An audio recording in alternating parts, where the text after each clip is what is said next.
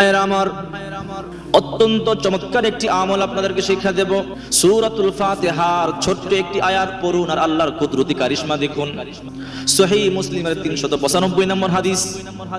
সূরাতুল ফাতিহার মধ্যে আল্লাহ পাকের এমন একটি আয়াত আছে, ওই আয়াতটির এতটাই পাওয়ার, ওই আয়াতটি পড়ে আল্লাহর কাছে যা চাবেন চাইতে দেরি আল্লাহ তাআলা আপনার চাওয়া মঞ্জুর করতে দেরি করবে না। সুবহানাল্লাহ বলেন, সুবহানাল্লাহ বলেন। বিশ্বাস রাখা লাগবে, ঈমান সঠিক থাকা লাগবে, নিয়ত সহিহ হওয়া লাগবে। এরপরে যদি আপনি আমল করেন আমলে কাজে হবে, আপনার এই বিশ্বাস থাকা লাগবে সবকিছুর মালিক একমাত্র আল্লাহ। আল্লাহ ছাড়া আর কেউ কোনো কিছু করতে পারে না, আল্লাহ ছাড়া আর কেউ কোনো কিছু দিতে পারে না, এই বিশ্বাসটা থাকা লাগবে। আজকে তো অনেকেই মাজারে গিয়ে কপাল ঠুকিয়ে ঠুকিয়ে আল্লাহকে বাদ দিয়ে মাজার ওলার কাছে সন্তান চায়। শুধু তা নয়, সুখ চায়, শান্তি চায়, সব কিছু মাজার ওয়ালার কাছে চায়, অথচ উনি জানে না মাজার ওয়ালা ওনাকে কোনো কিছু দিতে পারে না। রাসূল পাক সাল্লাল্লাহু আলাইহি ওয়াসাল্লাম বলেছেন, আল মাইয়িতু ফি কবরিহি কাল গারিক মিনাল বাহর। সাঁতার না জানা ব্যক্তি যেমন সমুদ্রে পড়ে গেলে যতটা বিপদে, একটা কবরবাসী অতটা বিপদে আছে। ও আপনাকে কি করে সাহায্য করবে? আর আপনি সেই কবরের কাছে গিয়ে বলে আমাকে সন্তান দেন বাবা, ব্যবসায় উন্নতি দেন, আপনার মতো বোকা এই দুনিয়ার কেউ নাই। অথচ আল্লাহ পাক রব্বুল আলামিন সূরাতুন নিসা 116 নম্বর আয়াতে স্পষ্ট ঘোষণা দিয়েছেন, ইন্নাল্লাহা লা ইয়াগফিরু আন ইউশরাকা বিহি ওয়া ইয়াগফিরু মা দুনা যালিকা লিমান ইয়াশা ওয়া মান ইউশরিক বিল্লাহি ফাকাদ দাল্লা দালালাম বাঈদা। আল্লাহ পাক বান্দার সব গুনাহ চাইলে উনি maaf করে দিবেন, কিন্তু শিরক কোনদিন maaf করবেন না। শিরকের মধ্যে সবচেয়ে বড় শিরক হলো আল্লাহকে ছাড়া অন্য কাউকে সিজদা দেওয়া। একটা বিশ্বাস রাখবেন, আল্লাহ ছাড়া আর কেউ কোনো কিছু করতে পারে না, দিতে পারে না, সবকিছুর মালিক একমাত্র আল্লাহ। সূরাতুল ফাতিহার মধ্যে একটি আয়াত আছে। সূরাতুল ফাতিহা এমন একটি সূরা, পবিত্র কোরআনুল কারীমের সর্বপ্রথম সূরা এবং সর্বশ্রেষ্ঠ সূরা।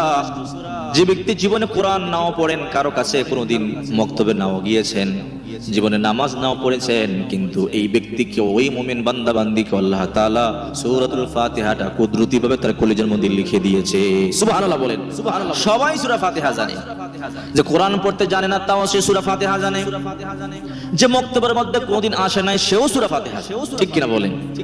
সূরা ফাতিহার মধ্যে একটি আয়াত আছে, 4 নম্বর আয়াত, ইয়াকা না'বুদু ওয়া ইয়াকা নাস্তাঈন। বান্দা যখন নামাজের মধ্যে পড়ে ইয়াকা না'বুদু ওয়া ইয়াকা নাস্তাঈন, হে আল্লাহ আমরা আপনার ইবাদত করি, আপনার কাছে সাহায্য চাই, আপনার ইবাদত বندگی করি আর আপনার কাছে সাহায্য চাই। আল্লাহ পাক বলেন, হাযা বাইনি ওয়া বাইনা আবদি, এটা আমার আর আমার বান্দার ব্যাপার। সুবহানাল্লাহ বলেন, সুবহানাল্লাহ বলেন। এরপর আল্লাহ পাক রব্বুল আলামিন বললেন, বান্দা আমার কাছে যা চাও চাইতে দেরি আমার, আমি তোমার কথা মঞ্জুর করতে দেরি করব না।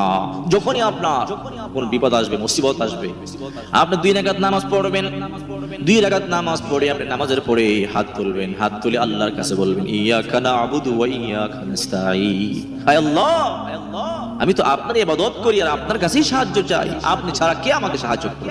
এই জন্য ছোট্ট একটি আয়াত, সূরাতুল ফাতিহার এই আয়াতটি আপনি পড়েন, আল্লাহর কাছে চান। সূরাতুল ফাতিহার এই আয়াতটি যদি কোন বর্ণনায় এসেছে 41 বার পরে যদি আপনি আল্লাহর কাছে চান, আল্লাহর কাছে চাইতে দেরি আল্লাহ তাআলা আপনার দোয়া মঞ্জুর করতে দেরি করবে না। সূরাতুল ফাতিহার এই 4 নম্বর আয়াতটি 41 বার পড়ুন আর কারিশমা দেখুন, আল্লাহর কুদরতি পাওয়ার দেখুন, দেখুন কি হয়। আরে আপনি আমল করেন, তবে আমল করলে হবে না, আমলের কিছু নিয়ম নীতি আছে। আমল করবার পূর্বে অবশ্যই আপনাকে দুরূদ শরীফ পড়তে হবে, বিসমিল্লাহ বলে আমল শুরু করতে হবে।